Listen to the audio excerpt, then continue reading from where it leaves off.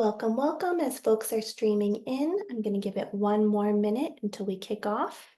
One more minute. Thank you so much.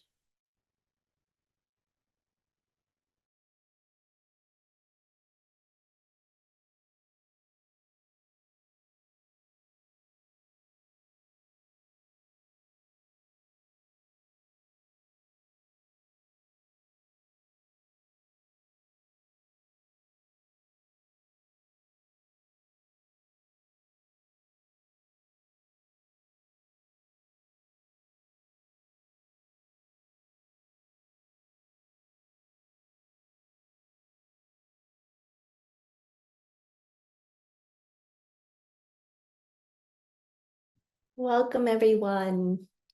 Hello and happy Monday. Thank you so much for joining us today. My name is Mina, and I am with the Young Center for Immigrant Children's Rights. And it is my absolute honor to be moderating this conversation about child labor and what more can be done to be keeping young people safe. As we are closing out Immigrant Heritage Month, I think it's important for us to reflect upon and celebrate the contributions of immigrants in this country. And I also think it's an important time for us to assess immigrant children and families' ability to thrive in this country. So I'm really looking forward to getting into it with you. But first, I want to offer some quick housekeeping notes. First, this webinar will be recorded and the slides will be circulated following the call. There is closed captioning available. And please familiarize yourself with the Q&A box at the bottom of your screen. There will be time for questions at the end of today's presentation. And I encourage you to be thinking of questions and posting them to the Q&A box as our speakers are doing their thing. Next, I know our audience today includes Young Center supporters, volunteers, and to you I say, thank you so much for showing up in this way. And to our folks who are not familiar with the Young Center, I want to say welcome.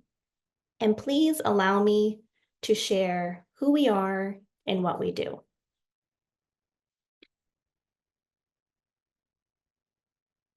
Put simply, the Young Center is independent child advocate for thousands of unaccompanied immigrant children in federal custody.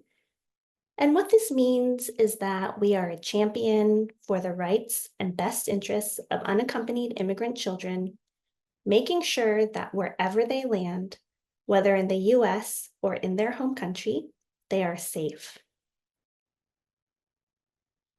Now, Raya, a managing attorney for our child advocate program, will go into much more detail about child advocates today. But to provide a brief overview, the Young Center serves children who are separated or unaccompanied, and these may be children who are very young, children with disabilities, pregnant or parenting young people, or young people at risk of trafficking. We hear their stories and their hopes and their dreams for their lives, and we advocate for their wishes and best interests to be prioritized.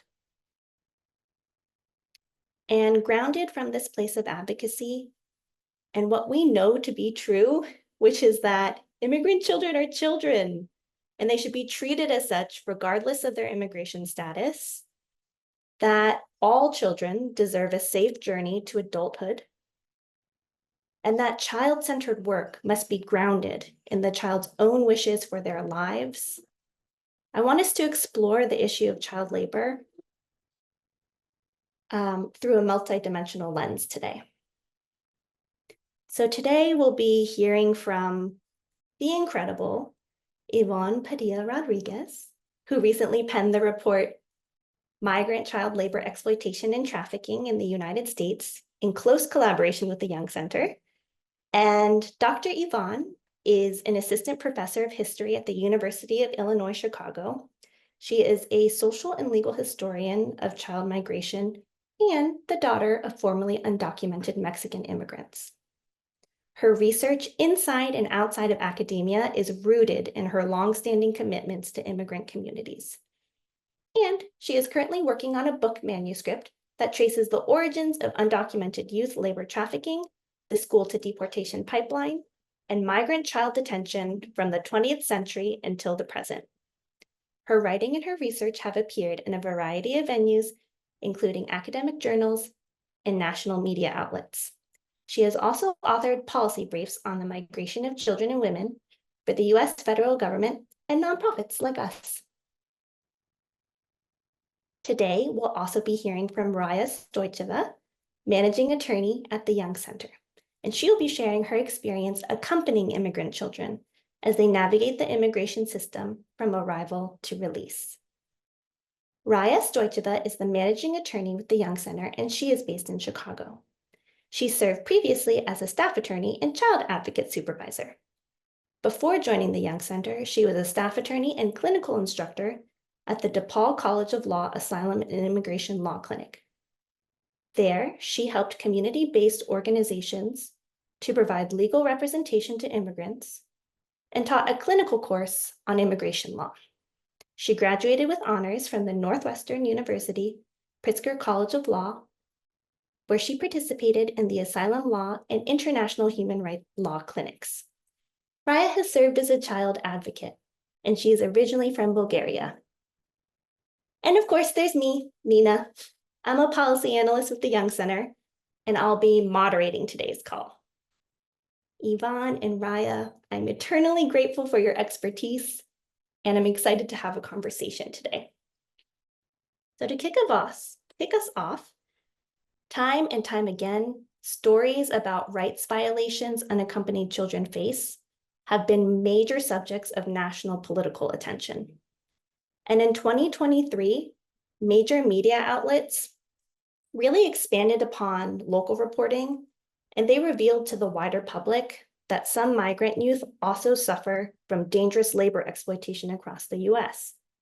This was really important reporting, and it uncovered the visceral horrors of child labor, but it's also really difficult for these stories to capture the full extent of how multi-system failures are impacting the lives of immigrant children. So Yvonne, if I may turn to you now, could you talk a little bit about how you came to this research and the findings of your report? Yes, of course. Thanks so much for such a warm introduction, Mina. And I want to thank the Young Center for hosting this conversation. Everybody in the webinar who has joined us this afternoon, I'm really eager to be in community with everybody here. So as Mina stated in the introduction, I'm formally trained as a historian, and my expertise is in the history of child migration, mainly that of Mexican and Central American youth. I came to this research historically, but of course also because of my own family history as a child of formerly undocumented immigrants and a member of a mixed status family. I myself have family members who arrived to the United States as teenagers and worked as undocumented child laborers in their late teens in the US agricultural industry. Slide, please.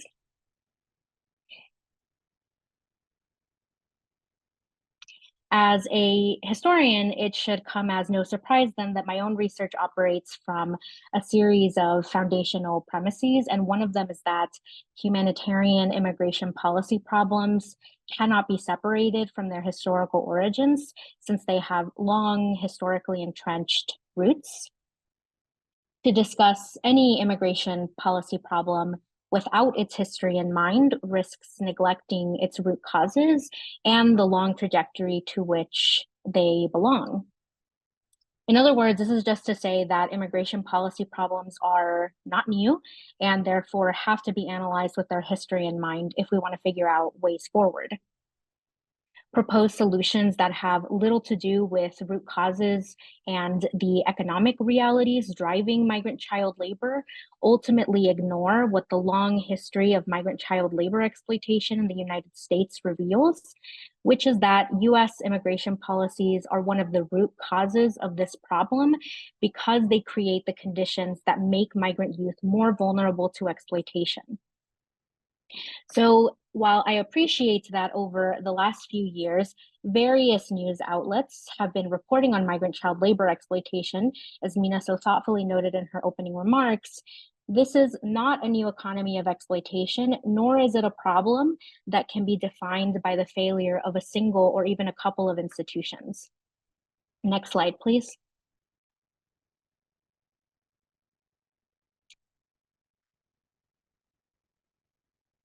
I think it went two ahead, the last one.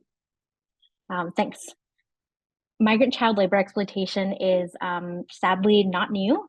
History shows that the US has relied upon migrant child labor since the turn of the 20th century in a variety of industries, including agriculture, food processing, manufacturing, and domestic work. Even the legally specific problem of migrant child labor trafficking did not originate in the 21st century. There is litigation, newspaper, and human rights reporting of migrant child labor trafficking in the United States dating back to at least the mid 1960s. Of course, it was not called trafficking in the US at that time. This exploitation of children and adults was described more like enslavement.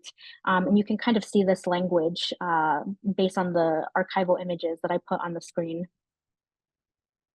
Migrant child labor exploitation and trafficking became a conspicuous and important problem in United States history at the same moment the US-Mexico border became increasingly militarized, which only further incentivized the human smuggling industry and benefited profit-driven employers who continued to have access to a vulnerable group of workers with financial precarity, smuggling debt, and without the protections afforded by legal status.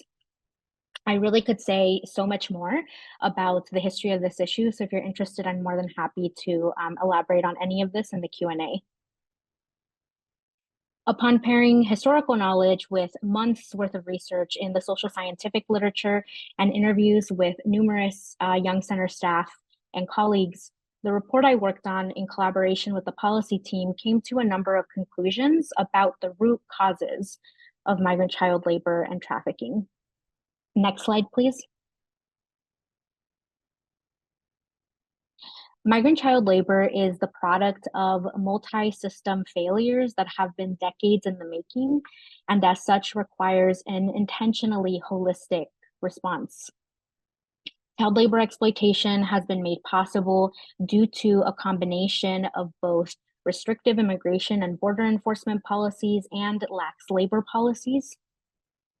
Restrictive immigration and border enforcement policies make children vulnerable to abuse and exploitation because they don't allow children to migrate through safe and lawful channels alongside their families.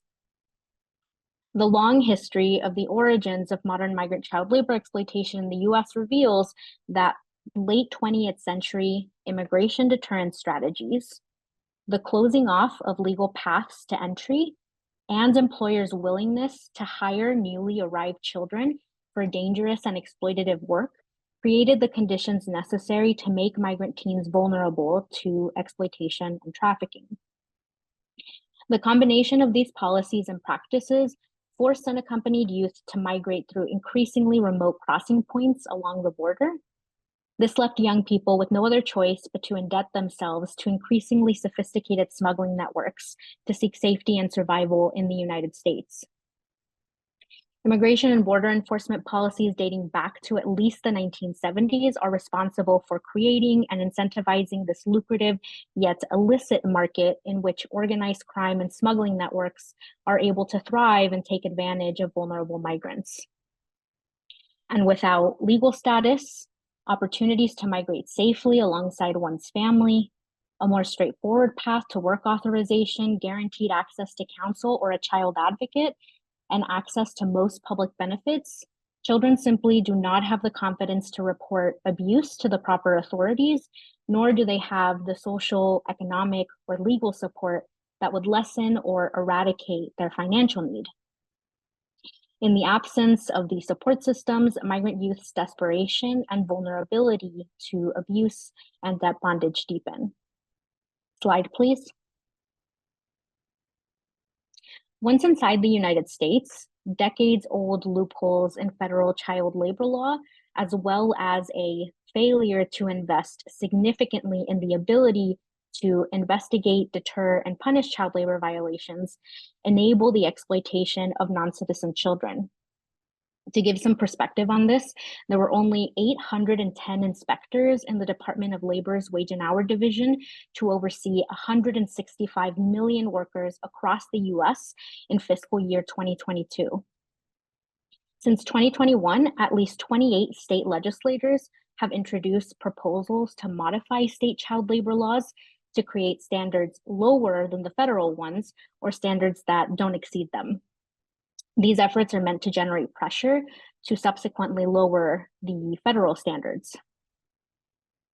Finally, migrant youth can't access most public benefits due to their lack of legal status, deepening their financial precarity, and in the case of those with migration or smuggling debt, their vulnerability to debt bondage, which is basically when someone is coerced into exploitative labor in order to pay off a debt, which in some cases rapidly accrues interest or is impossible to pay off. Slide, please. For labor exploitation to rise to the level of trafficking, the labor must have been extracted through the use of force, fraud, or coercion for the specific purpose of compelling an individual into an act of labor. What's tricky about the force, fraud, or coercion standard among non-citizen youth, especially those from Latin America, is that the lines between compulsion and choice among this population is often very blurry. Indigenous migrant youth, for example, are said to be making voluntary choices to migrate, but they are in actuality being compelled by powerful structural circumstances. When it comes to Central American children, especially Indigenous Guatemalan youth, they continue to live with the consequences of the intergenerational impacts of genocidal war and foreign intervention, not to mention anti-Indigenous violence, lopsided multinational economic agreements, extreme poverty, and the rapid acceleration of climate change. These young people have few opportunities for safety or economic mobility in their countries of origin, and they and their families are said to be making a choice to engage in labor migration because there are few, if any, opportunities for physical safety or economic survival in their countries of origin. So they come to the US to work because they need to work, and they need to work because of political and economic instability in their countries of origin. It's also important to acknowledge that migrant youth adhere to different cultural norms and understandings of childhood than those widely accepted in the United States. Indigenous and non-Indigenous youth from Latin America, for example, arrived to the US with previous work and migration experiences, culturally specific commitments to their kin, and of course, their own desires and aspirations. The older children among this demographic especially hope to work in safe and appropriate jobs to provide for their families and secure their own survival, their own well-being, and self-sufficiency. Slide, please. When it comes to trafficking precursors, the literature on the topic has established a list of risk factors and vulnerabilities that make youth especially susceptible to exploitation. They include things like young age, disability, child welfare system involvement, debt, recent migration or relocation, and also things like housing instability or living with an employer. What I want to highlight here before passing it back to Mina is that when it comes to non-citizen children, interviews with their advocates and conversations with child welfare experts revealed time and time again that the combination of their young ages and lack of legal status represent especially important risk factors, making them vulnerable to abuse and exploitation. That's it for me for now.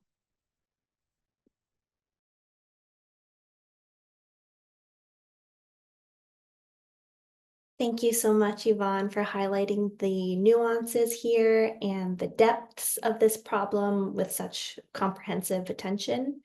As you mentioned, unaccompanied children face particular, specific, and compounded vulnerabilities. And Raya, I'm wondering if I can have you chime in here. When children arrive in the US alone and then they enter US federal custody, what are some of the conditions that they're facing? And what is the role of the child advocate in helping children to navigate these conditions?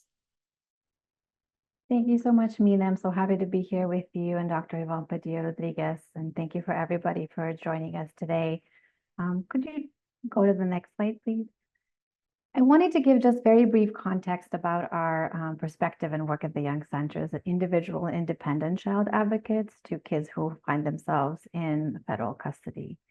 We accompany children in federal custody and advocate for their best interests while they're in oral custody and while they're subject to immigration proceedings. Accompaniment is really walking side by side with somebody through their particular experience. It's a standing next to them and looking at the circumstances of their lives from their vantage point. And from that perspective, our involvement and our engagement with children is child-led. It is grounded in the understanding that children have the right to autonomy and self-determination, which is, of course, a spectrum, right, based on their chronological and developmental ages. But our focus is really on creating a space where children can exercise their agency in the decisions made on their behalf in a child-friendly and trauma-informed way. So I wanted to share that as we continue our conversation so that you can have a little bit of a sense of where we are coming from in our work and our comments. Per federal law, we are referred and appointed to children who are defined as trafficking victims and who are otherwise vulnerable. So as you can imagine from what's been shared, many of the children with whom we engage and for whom we advocate find themselves in situations covered in Dr. Padilla-Rodriguez's report. So they may be coming to the United States with a debt that they are meant to work pay back, or they may be coming here where arrangements have already been made for their work. And so I speak from my own experience and observations, as well as that of my teammates here in the Chicago team and my conversations with colleagues around the Young Center. So once kids enter oral custody, they are most usually placed in congregate shelter settings. I did want to note that there has been an increase in the number of short-term foster care placements within the our system, but by and large, kids are still in large congregate shelter settings. On average, the kids spend about 27 days in OR custody, at least as of the end of fiscal year 23. But the children with whom we work often find themselves in more complicated family reunification situations. And so they have often spent months in OR custody before we can get involved with them. The recent focus the orientation of that focus in the media around child labor has led to an increased level of scrutiny that's been applied to sponsors trying to sponsor kids out of care, which has led to even longer lengths of time that some children are spending in custody. We have seen many circumstances where families offer multiple sponsors, all of whom are thoroughly vetted, which leads to a protracted reunification process, often including, or for kids who are at risk of trafficking or have been designated as trafficking victims, a necessary in-person home study before those sponsors are eventually denied and the children cannot be released to them.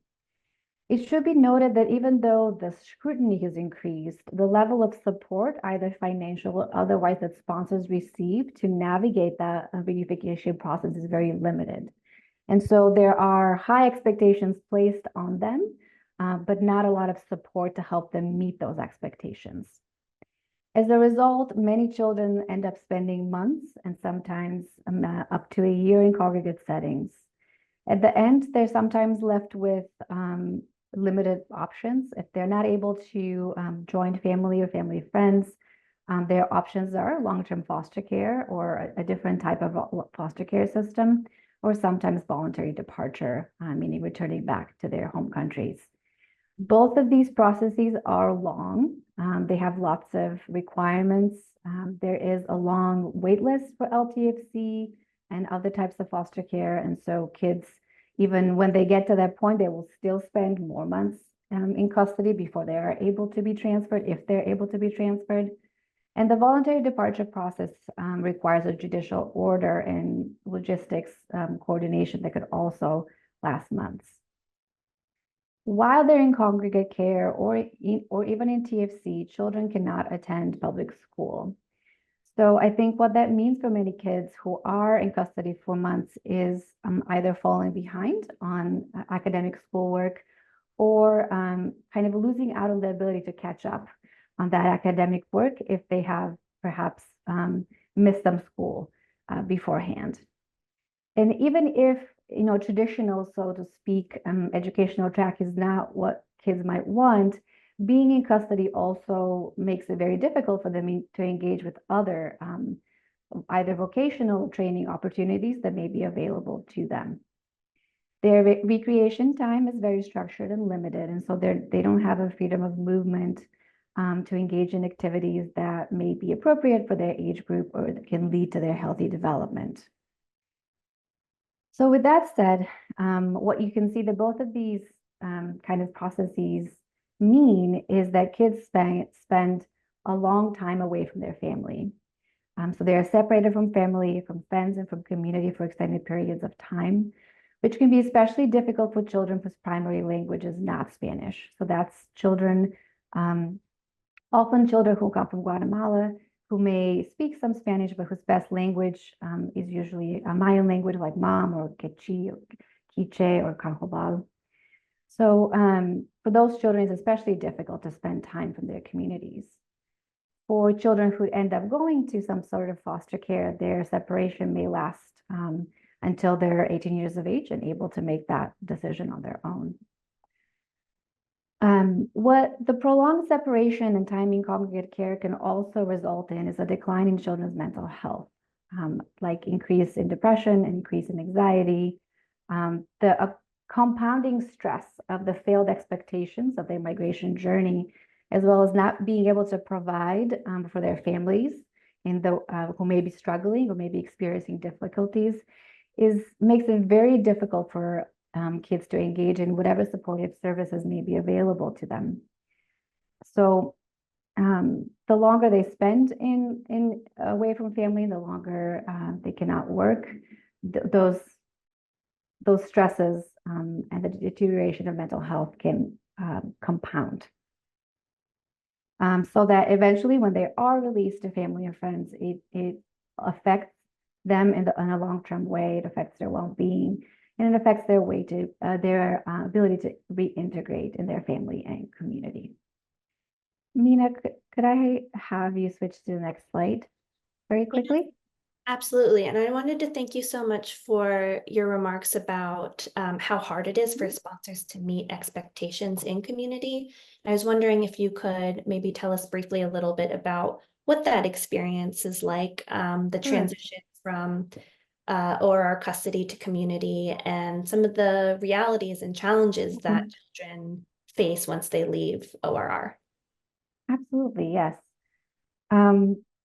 Even in very well-resourced communities or communities who are welcoming to immigrants, one of the most likely resource gap that kids and their families will face is their ability to engage a legal service provider or attorney to continue working on their immigration case. As some of you may already know, release from federal custody does not mean that the child's legal case has been adjudicated or they have been granted, a permanent legal status. And so they have to continue working with an attorney to obtain permanency in the United States. There are not enough, and there haven't been enough pro bono and low bono immigration attorneys to meet the need that children and families have. And those who do provide services are often stretched thin.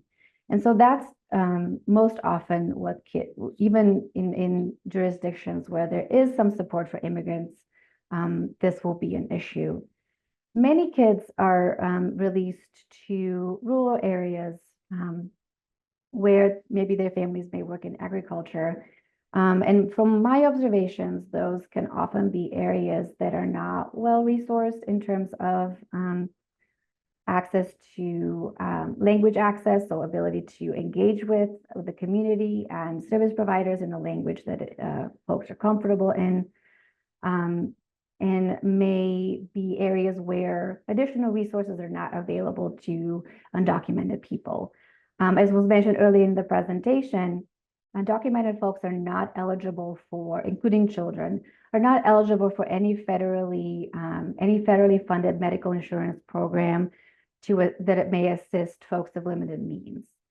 There are jurisdictions like Illinois that do provide state funds for children, regardless of immigration status, to have medical insurance. But in states that may not have that structure or may not be as welcoming to immigrants, that is largely unavailable to folks. And so access to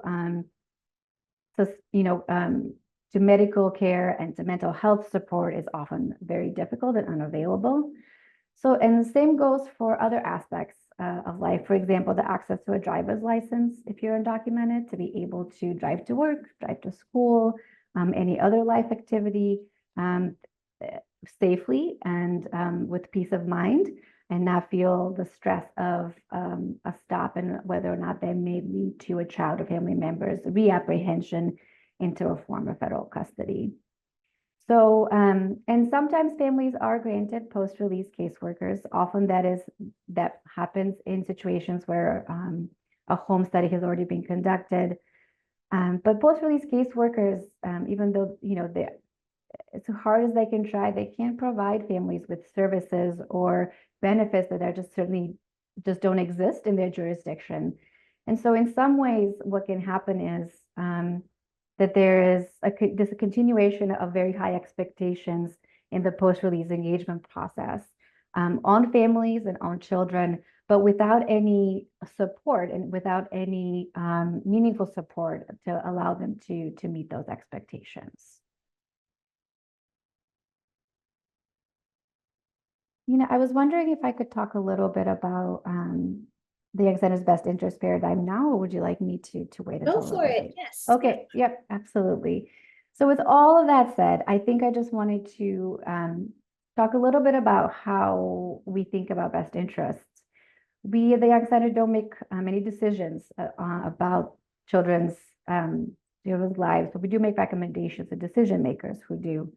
And as this paradigm shows, when we make recommendations, we start with a child's wishes. As we talked earlier, it's very important to us that children have autonomy and self-determination. And so we balance that with a child's safety and with all the other factors that are enumerated below. And so when, as you can imagine, in a lot of these situations where children have been flagged as either somebody has determined that perhaps there has been exploitation or trafficking, or they're found to be a risk of exploitation or trafficking, the child's safety is already implicated. And so we have to balance both the child's wishes, the plan that the family and the child had prior to migration, with whatever safety concern has been indicated. That said, we also must balance the mental health harms of continued separation from family and community, and the negative effect that prolonged time can have on a child's healthy development and their ability to express their identity, their cultural, gender, sexual, etc. identity fully and safely. And so as we talked about earlier, we aim to walk alongside the child and see the situations from their point of view.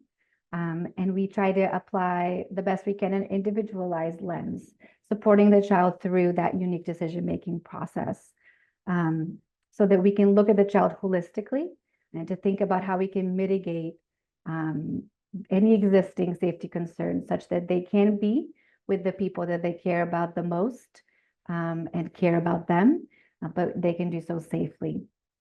Having said that, we make these recommendations and we engage with children in an already existing social and political context. And so, as I've mentioned a little bit earlier, many of the services which are necessary to make that safety, right, a true reality for children and families often don't exist, right? So, is there affordable medical care, affordable mental health care, the ability to engage in safe and well-paid work may be difficult to access for children and their families upon release. I think that's it for me for now, Mina. Thank you so much, Raya. I really appreciate how you've highlighted the social and political context for us here. There's so many decision makers and people who hold a lot of power who enter into children's lives. And it also really strikes me that child labor is a shared problem among all of us, and it's also a problem that too many in the US are willing to live with, whether it's a corporation that turns its back on issues within its own supply chain, or people who make quick decisions about food, goods, services without being mindful of the labor behind it all. And there I totally count myself as among the guilty. More thoughtfulness is definitely in order. But beyond the individual, I think there are solutions that are shared to this problem as well. And if Yvonne, I could turn back to you here. After combing through the research in the super thoughtful manner that you did, what struck you as some of the key recommendations to keep young people safe? Thanks so much, Mina, for the opportunity to talk about some what I think are child-centered recommendations to try to keep children safe. And while these recommendations certainly came out of shared expertise and a review of the available research on the topic, research that is still ongoing, I really want to give credit here to the policy team for leading the way on these policy recommendations in direct response to a multidimensional, holistic, and historically informed understanding of the migrant child labor issue in the United States.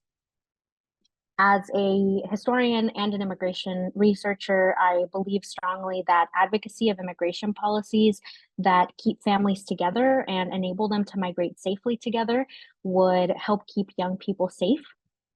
As I kind of talked about throughout my presentation, restrictive border policies, especially those that continue the long-standing deterrence logic, formalized and practiced in the late 20th century, result in family separation, which only make young people additionally vulnerable to abuse and exploitation. Until there is enough political will to move away from a militarized border focused on this principle of deterrence, policies like these will only continue to place migrant youth at risk for exploitation on both sides of the border. So policies and practices that recognize that it is in children's best interest to remain in the care of a trusted adult rather than being separated and sent into federal custody or congregate care alone prevent trauma, and they reduce a child's vulnerability and also the presence of trafficking precursors. Secondly, we know that prolonged government custody and placement in congregate care undermine children's safety and development. I think we need to take seriously advances in domestic child welfare practices that acknowledge that helping children remain safely in their communities or with trusted adults are far more effective at mitigating poor children's vulnerabilities. Under the Flores Settlement Agreement and the Trafficking Victims Protection Reauthorization Act, the government must place children in the, quote, least restrictive setting, end quote, in that child's best interests. Even with this mandate, too often children spend weeks to months in large congregate care shelters, despite a wealth of evidence that only continues to come out that large-scale institutionalized placements undermine children's safety and development. Thirdly, as a kind of continuation of the conversation that Raya led for us, in the spirit of ensuring that children can have access to trusted adults who can help them access specialized services in a way that is culturally sensitive and honors young people's right to self-determination, referring vulnerable children to child advocates is also a must. The child advocate can help children get access to services while still in custody, or sometimes once they are placed in the community. They can also make recommendations to legal service providers representing the child and to immigration judges evaluating their claims. And while not all children will confide in a child advocate, many recognize that their role is to help the child's voice be heard, which can ultimately reduce their vulnerability. And so can ensuring that every child has access to quality counsel. Children's lack of representation undermines due process and silences children's valid claims for protection. Ensuring every migrant child has government-funded counsel would reduce children's vulnerability. Next, improving post-release services and expanding access to benefits and community resources would also help keep children safe. Years of research have shown that poverty alleviation programs that provide things like food, housing, cash assistance, and medical care improve children's well-being. They reduce the risk of child welfare system involvement, and they can even address racial inequality. Access to public benefits improves children's overall education, health, and employment outcomes to the benefit of youth, their families, and communities. Existing obstacles to accessing community and social service supports could be alleviated in part by effective post-release case management. This is something that came out of a lot of the interviews that I conducted with Young Center staff and colleagues. Finally, in the spirit of acknowledging young people's wishes, their agency, right to self-determination, and the cultural context from which they arrive, facilitating access to safe and appropriate work would also keep young people safe. Exploitation often arises when people have very few options, and all people applying for asylum face a congressionally mandated waiting period of 180 days to access a work permit, which would allow them to work legally. Young people who need to work, even without authorization, often are paid below minimum wage. They face wage theft and unsafe working conditions or hours. Filing for a work permit also requires a lawyer, further reducing access to legal work for immigrant youth. Congress could reduce or remove its waiting period for work permits and increase funding for their timely processing. So these recommendations ultimately try to highlight the urgent need to acknowledge migrant children's agency, their aspirations, the cultural context from which they come from, as well as their need for support and care.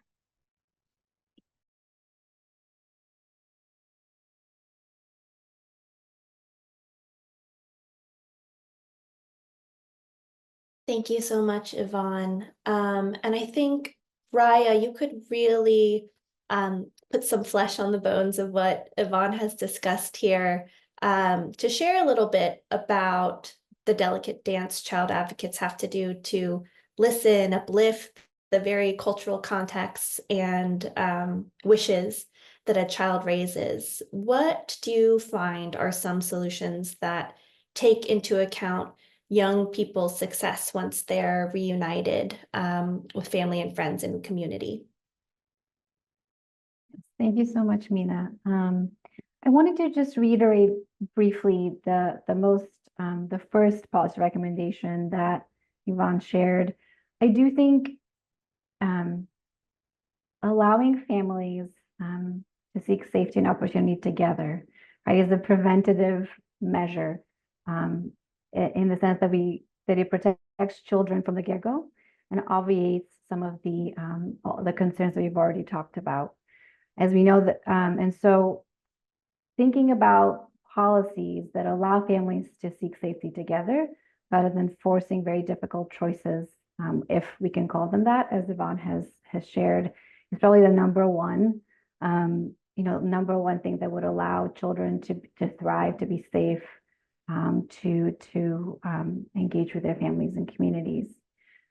The other thing I wanted to second was the timely access to work permits for teenagers who are able to engage in labor based on state laws, accompanied with education about labor laws and protections afforded to them, which are often not conditioned in immigration status, rather on the status as a worker. So knowing that for kids knowing that they can work part-time and still meet some of those culturally informed expectations to support their families makes it much more likely that they will engage in an educational process at the same time. So it doesn't make it a zero-sum game, right? I can either do this or that. And so I also it allows them to engage in both things, and really opens up the opportunities and conditions to make meaningful to have meaningful opportunities and make consistent choices. The third thing I wanted to emphasize is a welcoming educational environment. So when children are released to communities, one of their first touch points with the community is the school.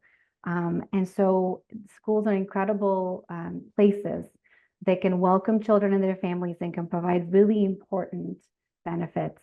So having educational environments that are culturally informed, that can provide education in a bilingual manner, that are flexible in allowing children to catch up if they're maybe not at grade level, or to pursue alternative educational experiences, including vocational training or something like that, is also a way to keep kids involved, both in school and in safe work, if that is what they ultimately decide to do. And the fourth thing, which has already been emphasized throughout this presentation, is really access to all the services and benefits that we know support families in taking care of children and really enhance their healthy development. So access to medical and mental health insurance, and any other benefits regardless of immigration status. So those are the things that I would add right now, Mina, before we end. Thank you so much, Raya. Thank you so much to you both. And I'll remind folks that the Q&A box at the bottom of your screen should be thinking of good questions, because we do have some time now as we near the end of our presentation. I just really appreciate what Yvonne and Raya have shared with us in terms of ideas about how to support young people.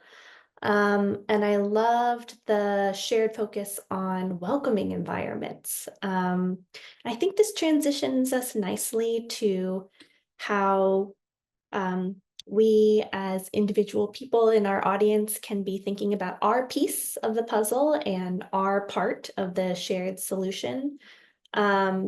A common theme in today's remarks was really the importance of honoring immigrant children. And I think acknowledging their agency, supporting policies that recognize their humanity, taking care when we speak about children, all of these things tick toward that category. We honor immigrant children by honoring their dignity. And we resist easy crossfire political barbs that criminalize children or that claim that to save children, we need to eliminate the laws that protect them, like the TVPRA, which Yvonne and Raya both touched upon. So I would see that as an easy thing that we can all do as part of our shared solutions. Number 2 is read the report. A reminder that the slides will be circulated, so you'll have a link to the report in the circulated materials, and there's also a link in the chat. Number 3 is to become familiar with like-minded orgs, many of whom are on this call, and we thank you. A big example of a shared effort would be something like the Campaign to End U.S. Child Labor, which brings together nonprofit organizations, academics, trade unions, all of us working at these really important intersections in the fields of children's well-being, child labor, exploitation, labor rights, unaccompanied children, children's rights. It's kind of a common and shared place of values, and there's even a common shared agenda of action items for stakeholders such as corporations, policymakers, and organizations to look into as well. So I would definitely direct people to check them out. The Young Center is a proud member of the campaign. Number 4, I would encourage those who have time and capacity to become a child advocate. And number 5, I am contractually obligated as a nonprofit person to tell you could always donate to the Young Center. Just kidding, it's not in my contract, but I will just say that supporting the work of the nonprofits you care about lets them do good work. And with that, I'm going to check our Q&A and see what we've got going on here. Okay, are there parts of the US which experience higher rates of child labor? Yvonne, do you think I could kick this question to you? Yeah, definitely. That's a really excellent question. Thanks so much, Andrew, for posing it. I can tell you what I saw across the literature, which is that because there's been heightened attention on this issue, there has been reporting in dozens of states about both increases in child labor, but also the particular problem of migrant child labor in particular locales. Of course, places like California, Texas, states in the Midwest, states in the East, I mean, that covers like a large swath of geographic areas. They've gotten a lot of attention from local reporting, localized studies, multi-county, both exploitation and trafficking studies. I wish that I could give you a more specific answer, but the matter of the fact is that even the Department of Labor has documented an uptick nationally in child labor in the last 5 years. There's actually a citation in the report to this effect, and there are various infrastructural factors, like things like access to interstate highways, certain certain facts about like the communities in which like certain forms of exploitation happen that point to higher rates and incidents of exploitative labor and trafficking. But this is something that's being reported on nationally. Thanks so much, Yvonne. And I've got, I think, 2 more related questions here for you, which really point to some of the findings of your report. One question is, what can we do to challenge the lowering of child labor standards in many states? How does this square with the research? And I'll let you get started, and then I have a note here as well. It's a really alarming trend how many state legislators have introduced proposals to weaken child labor standards or to ensure that state labor commissioners can't even enact or enforce child labor standards that exceed the Fair Labor Standards Act. I think off the top of my head, one of the things that I could say to try to combat this is essentially to attempt to raise awareness about the harms of exploitative child labor in work sites that might be harmful or hazardous. I mean, there's a bunch of OSHA standards and hazardous orders that determine the kinds of industries that are particularly harmful for children's health, their well-being, their educational access. Agriculture, for example, comes to mind as a workplace in which there are high levels of injuries and fatalities for young people in particular. So I would say that raising awareness and continue to pressure against these issues would be especially helpful. But I'm sure that Mina probably has more to add to this. I think that's a great kickoff, Yvonne, and I would also add that the Department of Labor could also bring targeted enforcement in states where violations are both higher and the child labor protections are softer. Enforcement is a policy choice, and enforcement also needs additional funding. As Yvonne has pointed out, the number of wage and hour Department of Labor investigators is far too low. It is in fact lower today than it was 50 years ago when the economy was much smaller. So enforcement is one answer to that. And we've got the questions trickling in fast and furious as we've got a few minutes left. So I want to get Raya in here about a question regarding what does ORR provide to migrant youth when they're in custody? Raya, are you able to share what education about labor rights, if any, ORR provides to migrant youth in custody? And if this is consistent across facilities and shelters? No, Mina, I don't think I have a lot of, I'm not sure that I know the exact answer to that question. I think it's a fair question to understand what children know before they're released. But I don't know what information ORA provides to children. I do know that we often, as child advocate for their attorneys to really do a know your rights presentation around work permits, how you can get one, what's the timeline, what does it look like, what are your rights as a worker. And so I know that we address it in that way, is that when there's a question or concern, we often advocate that an attorney with knowledge and experience in the area can inform the child of their rights in that space. Thank you so much, Raya. And then to close us out, we've got a really strong question here about the context around US reliance on migrant child labor and the connection to how that promotes human trafficking. Our questioner comments, I'm horrified to think about the employers who benefit from this. What does this look like today? Is it mostly agricultural? And here, Yvonne, I think is a great opportunity to expand upon child labor in the agricultural context. Domestic work, restaurants, what can you share with us? Totally, that's a really excellent question. A bunch of journalists and researchers have documented the existence of exploitative child labor in general in places like agriculture, food processing, food packaging, manufacturing, construction, roofing, domestic service, restaurants, retail works. I mean, it really spans the gamut. There has been migrant child labor that's been documented in all of these spaces. There are various data sets and studies that frequently talk about how, when it comes to trafficking, some of the most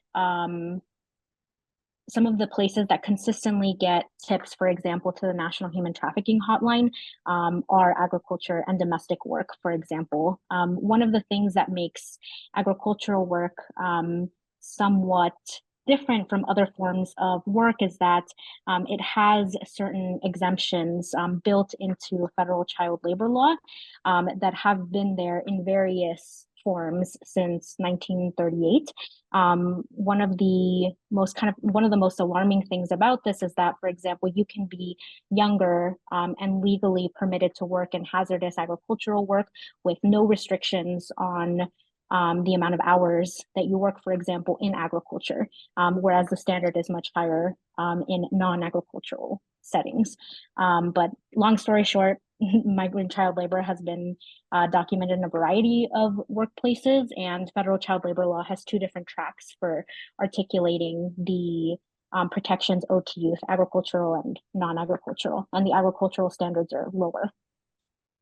Thank you so much, Yvonne, for pointing out that kind of two-track system of protections and the increased vulnerability of children who are working in agriculture. I think we have cleared our queue with not 1 minute to spare. So I will close us out simply by saying thank you. Thank you again for dedicating this time out of your day, both to our esteemed speakers and to our audience. I hope you enjoy the rest of your Monday and take care, everyone. Thank you so much. Have a good one. Bye.